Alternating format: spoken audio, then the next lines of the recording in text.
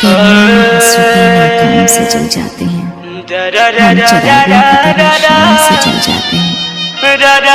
शाम जैसे आग में जलते हैं नुमाइश के लिए, हम इसे अपने गुनाहों से जल जाते हैं। जब भी आता है तेरा नाम मेरे नाम के साथ, जाने क्यों लोग मेरे नाम से जल जाते हैं। फैसला शिद्दत एहसास से कम होता है। एक जरा हाथ बढ़ा दो तो छू लेता मैं। अब गोलियों के साथ साथ शराब पीना भी शुरू कर दी तुमने।